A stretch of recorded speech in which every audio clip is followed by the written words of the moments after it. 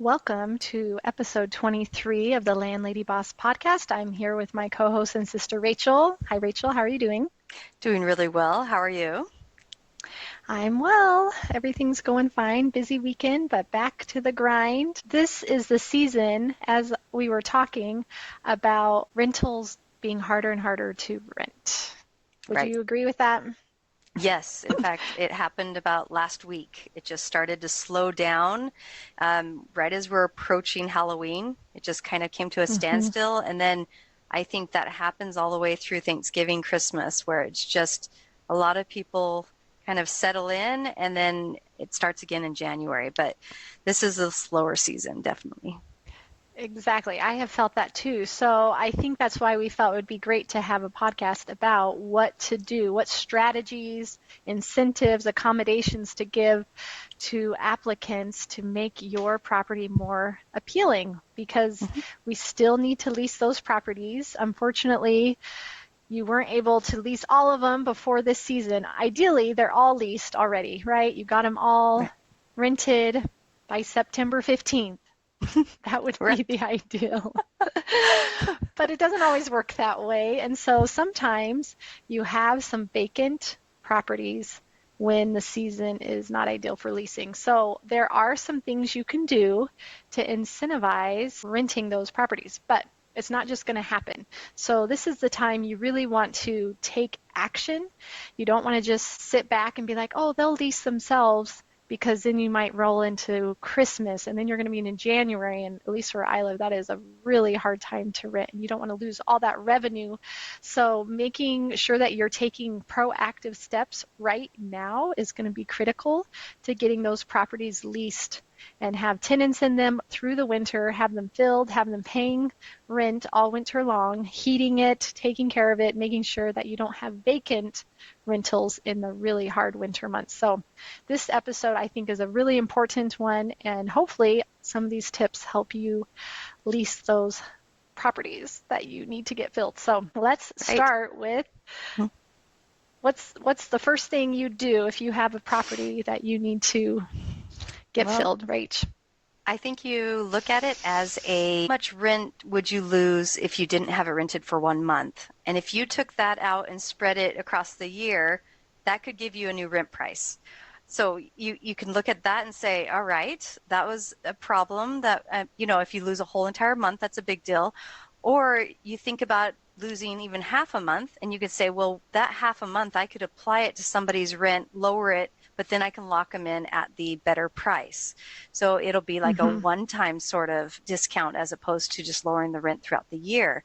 And that's better if you're going to be getting financing, you need to send in the leases, etc. You want to make sure that your rents are higher. So it's better even just to give like an incentive or a discount right up front as you move in. Right. Yeah. So looking at those rent rates, making sure that also that you're not overpriced. Look at what other rentals in the area are going for. Just kind of analyze that. And then, yeah, if you see, okay, I'm reasonably priced, I want to keep that rental rate set hmm where it is.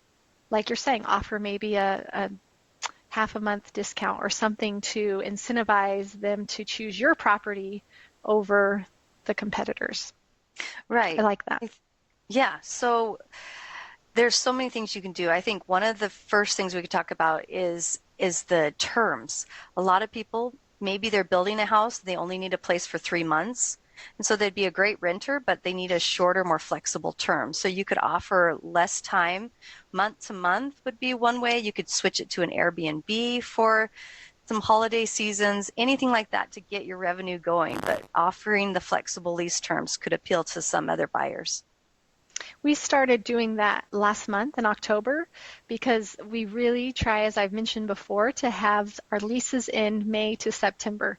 That is better for finding new tenants. It's better for turning properties over with weather and construction projects and just being able to paint or get things fixed up. And so we really aim for that window. And so in October, as we had a couple properties vacant, we're analyzing, okay, if they sign a year lease, that means they're ending next October 31st. Hmm. So now we're into November, right? And so you see that creep, how that happens. And so we started last month offering, like you're saying, different lease terms, saying, okay, how do you feel about an 8 month or a 9 month lease or an 18-month lease? And I actually had someone take me up and said, you know what? I'm not planning on going there. I'm going to take the 18-month lease. Okay, great. That made it so it ends at a good time for us. And then I had another person say, I'll take the shorter lease. And so for us, it's still ending in the summer, which makes it ideal for both parties. So that's an Perfect. incentive too, changing, yeah, play around with the lease terms. That might be an incentive for someone saying, yeah, I just need a 6 month place. That gets your rental through the winter and it gets them a place, but they're not locked in for a year where they really didn't want to be that long. So that is a good idea too. Right. And then the next thing you do is say, okay, well, what does rent include? Often with the community housing, you're offering just the housing and then they put all the utilities in their own name.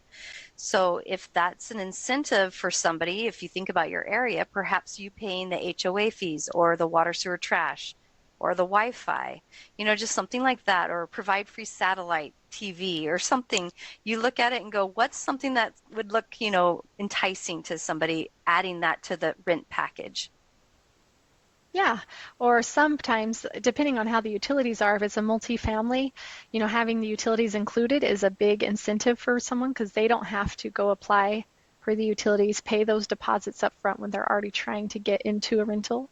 Hmm. Or if you want your rent rate to look better, another way you can do that is you list the rent rate, that base rent, and then you have a utility fee on top of it that you list Separate out. $80 a month utilities or $100 a month utilities. So it's separated out.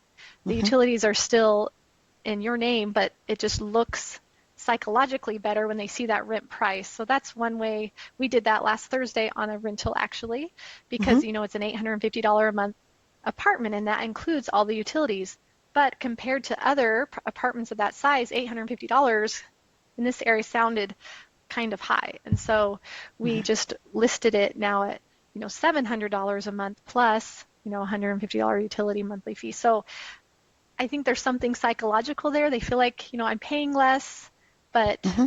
they still are paying the utilities. So you're not out any, but it just seems cheaper on the listing as they're comparing prices. So that may be something Right.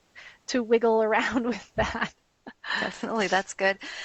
You can also offer to do a free application if your property management group charges an application fee, and then if there's a background fee from a third party that you normally pass on to the applicant, that's something you can cover and say, hey, free background check.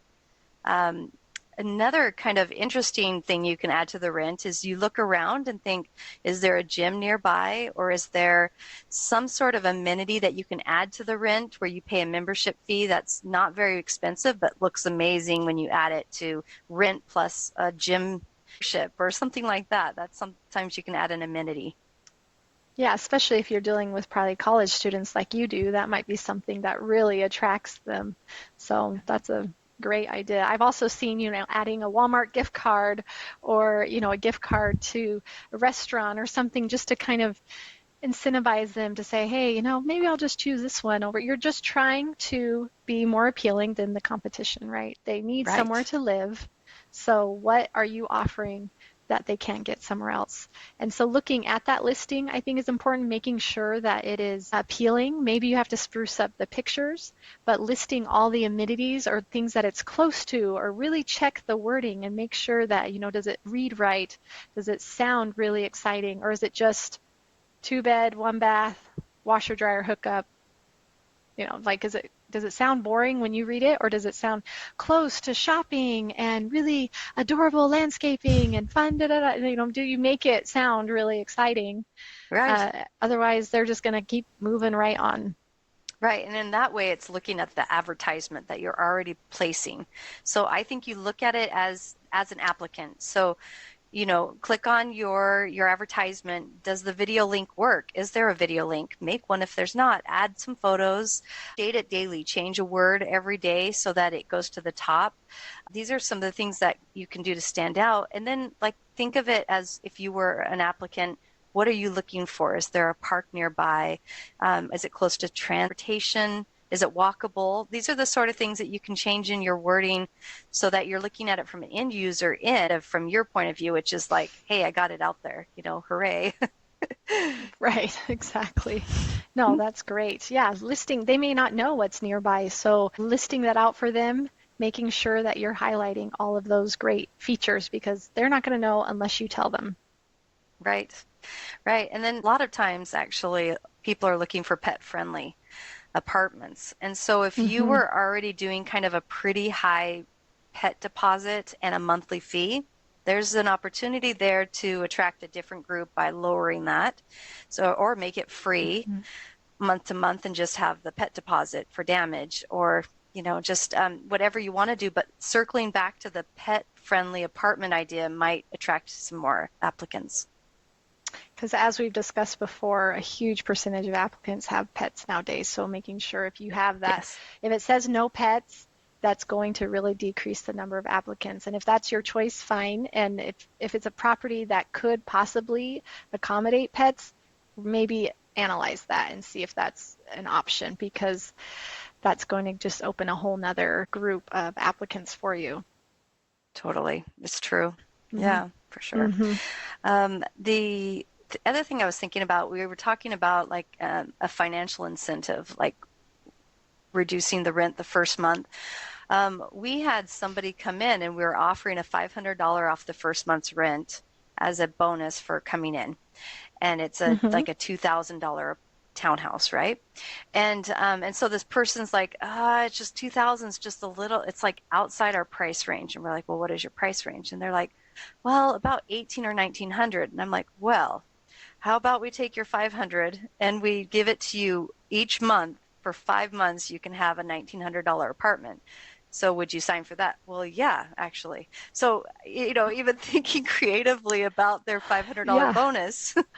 So I did. I just Hmm. stuck it on and put it each month, $500 off each rent for 5 months. And so then we did get a new tenant and they're happy because they got to their budget and they have enough time to like gear up for the next bump in rent. And I'm happy Hmm. because actually it's better for us to get more revenue throughout, each month than it is Right.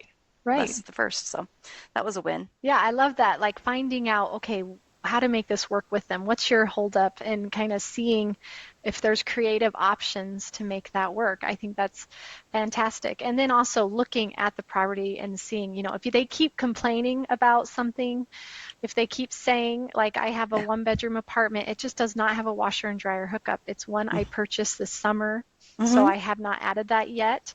And we've had that complained a few times. There's just no washer and dryer hookup. So this week, we're going in there and seeing the feasibility of adding a washer and dryer hookup just because that's a feature that is going to continue to be desirable, right? So if you look in the unit and just see, or the house, or is there something missing that Mm. is addable without too much expense that you could put in there that will attract people, and if there is, great. Maybe, Yeah. respond to that and see about putting that in there.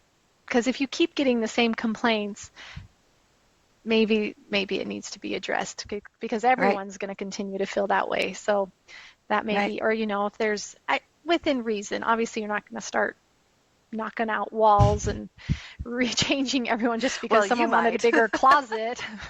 No, it wouldn't make sense.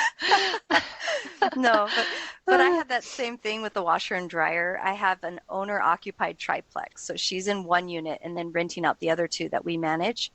And I was Hmm. having a really hard time renting out the one bedroom apartment. And it same thing is because she said she didn't want them using the washer and dryer, so they'd need to go to the laundromat. And for a lot of people, piling their, laundry into their It's a car, going huge to the laundromat, inconvenience. it's an inconvenience. So if it's between you and another place, they're not going to choose yours.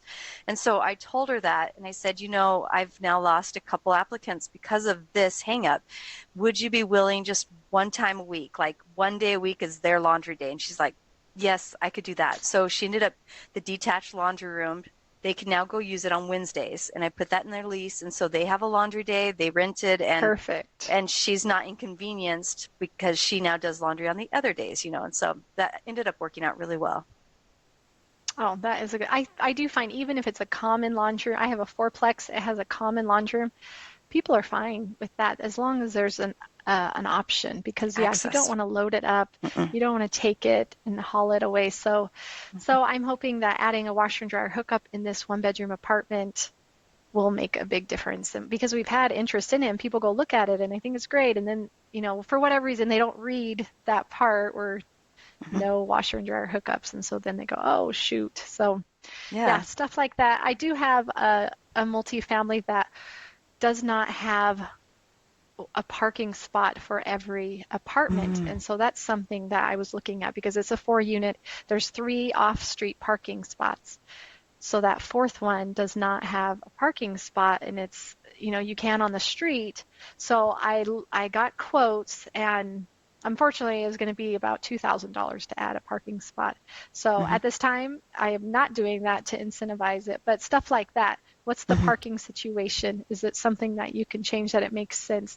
This is for a little one bedroom kind of studio apartment and just the Right. cost to add the parking spot's not going to make sense. But looking at those, at least analyzing it, getting the information and seeing, Mhm. is this worth it? Do you recoup the cost in a sufficient amount of time that it makes sense for you to add this? And if it doesn't, then don't and try maybe some other things, sprucing up the pictures, adding some of these other incentives, but at least analyzing it and having that information. But just with parking, that's another thing. If it is downtown, and you do have public transportation, you can offer incentives to people who don't have a car. So in that case, if there was somebody who Mm-hmm. didn't have a car who's planning on walking, you say, "Excellent, I want you in this unit, and I will give you an incentive because it's cheaper for you than $2,000 if you have somebody who doesn't have a car." So that's always something too, another creative way to fix that. Right, it's nice when it works out like Yeah, that you can it do it. does. I would also look at the type of rental. You have single family homes, multifamily properties, and are they all long-term rentals? Well, is there something that maybe you're trying to do a long-term lease that would make more sense as a midterm lease? Or a short term with Airbnb or something like that, analyzing it. Are the rentals I have making sense for the type of rental I'm doing? So Hmm. looking at that and trying to analyze that because it may be that you're wanting to do a long-term lease on a property that it doesn't really, it's not really set up for people that want to be there long term. Maybe it's very small, close to downtown, but not great parking, not great closet space, but oh, that would make a better short term or maybe a furnished finder or Airbnb lease that, nurses or traveling professionals can use because they just need somewhere to sleep or Right. people that are coming into town for the weekend for shows or so analyze those properties, make sure that you're not trying to put a square peg through a round hole, right? Right. So, in fact, one of the things I did when I was having trouble leasing, I had my leasing rates had gone down. This was a one of my properties for students, and I actually went and pretended I was an applicant, and I clicked on all the links, and it turns out there's a spot where it says, your guarantor. Before you go on, please enter your guarantor. And a lot of the students were like, I don't want to do that. And they would stop right there. And so I was losing applicants because Oh. there was something required of them that maybe they didn't want to do, or there's a link that's not working. Another Mm-hmm. scenario was I took over a property that had not been running very well. So it was almost run to the ground. And they asked if I could save it. And so I got this property and I fixed up the apartments. And then I was looking at the branding and how the applicants would apply. And they had it so you had this PDF that you had to print out, and then you had to fill it in, and then you had to mail it. And they Too were many not getting steps. any Too many applicants. Too steps. many steps, too Mm-mm. many steps. Yeah. They needed a check. They would need to be able to have a printer. They'd need to be able to have a stamp, an envelope, like all of the hangups kept them from having applicants. And Right. so creating a PDF that's fillable in that they could just type in and then press submit, and then creating a way that they can pay online, you suddenly have more applicants. And you didn't even know it was because your processes were archaic and keeping you from having applicants. So, yeah. Right. Are you up with the times? Because that is not how people function. They want to click on it. They want to hit application, submit, do it, one step shopping. So yeah, is there something about your systems that is too intimidating or too much work Yeah. or too many steps, too laborious? And if you make it too inconvenient, then yeah, people are just aren't going to do it and they're going to go on to something else. I like that how you're saying you acted like the applicant. That is Hmm. such a great idea because what are they seeing? What actually pops up with the list of amenity? Are they able to see, what different things you have? How is it reading to Hmm. them? Is a link not working? Yeah, if you're not getting applicants, something is not working in the system that you have set up. So Right. analyzing that, trying to go through it and making sure that you are streamlining that, that's going to be really important. Do you know, I've actually parties with Zillow because I already have Buildium, I already have my application process, I have the ability for my website for people to sign on and pay their deposit, pay their background fee, all of it. Except for with Zillow, I've added my properties to that as kind of another option for advertising. And you can click that, yes, you want to have them apply on Zillow, and they do the background check on Zillow. They pay Zillow to do the background check, and then they just send me the report. And I thought that was interesting for Mm-hmm. people that maybe don't have a large business and a software that they're already using. That is one way to get your background check done and get the final applicants that with all the data that you can now review just through Zillow. So that was an interesting little perk there that they do. That is, and we have found more people use Zillow where we Me too. live. So maybe looking and finding in your market what is the portal that most people are using. Is it Facebook Marketplace? Is it apartments.com, Trulia? Is it Zillow? Like there's so many different platforms. And I would say if you're only on one, Hmm. try to branch out and get on multiple platforms so that Yes. your property can be seen in multiple ways. If you're just doing one way and you're not getting a lot of response, Hmm. then you need to change that up and try different ways. And you'll see where the majority of your applicants come from. And Zillow is Hmm. very common for people to use. It's Hmm. very easy. They handle the payment. You don't have to mess with any of it. And then you get the application and can look at the background check and the credit check. So that's a very easy way. But Right. apartments.com, like how we put the listing through there, it will send it to all sorts of different portals, different websites. So, I mean, that's a great way too, but it's just not as commonly used where I live. So, I like Hmm. that, making sure you're knowing what people are using where you live. Right. And in fact, going backwards, not only to your ads, but even going further back and doing a Google search as if you were looking for housing in your city, where, what pops up? And then go put your advertisements in those places if you can, not just property management Right. websites, but there might be portals that are popping up with other renters. And so if you were an applicant, these are the places you'd be looking, so make sure you're there. Exactly. And if you are a different kind of rental, like I know, say you're commercial, obviously those are going to be different sites and finding which sites are going to carry that. I know a lot of my properties we were using certain Facebook groups, Hmm. but I started getting residential properties in a different area that I hadn't rented before. And there Hmm. was a bit of a learning curve finding out, oh, which Facebook rental groups is that county using Mm. because it was a different part. Oh, where can I list signs? And actually that one particular property was very odd in that I put for rent signs out front with phone number. We got a lot of response with a for rent sign, which I had really Mm. not had in the past, but for some Yeah. reason that area got more drive-bys than other areas. So I guess what we're stressing here is using different types Hmm. of platforms to get the word out, whether it's, the drive-by signs or, Right. Facebook groups or the online portals. There's just so many ways to get the word out. You're going to really want to make sure that you're utilizing all of them. Nice. It's true. So you've got this, even if the season's going lower and slower and everything is kind of slowing down around election time and is slowing down around the holidays and everything's just slowing down, you still can fill your vacancies. So these are the things that we've found to help us fill ours, and we hope that you have just as much success. Yes, and let us know. We would love to hear landladybosses@gmail.com. Let us know if any of these tips worked for you. We would love to hear from you, and hopefully these things help, because it can be a big loss of revenue and a big stressor to not have leased properties or have them sit vacant through the winter. So the best plan is to have a good offense right now, making sure that you are being proactive. Try a bunch of the different things. If one thing's not working, don't just sit and wait. Make sure you change it up quickly, because this is the time you really need to act. So thank you so much for listening. We hope that this is helpful to you. If you are enjoying our podcast, please leave a 5-star review and subscribe and share. And remember, no one can manage your properties as well as you.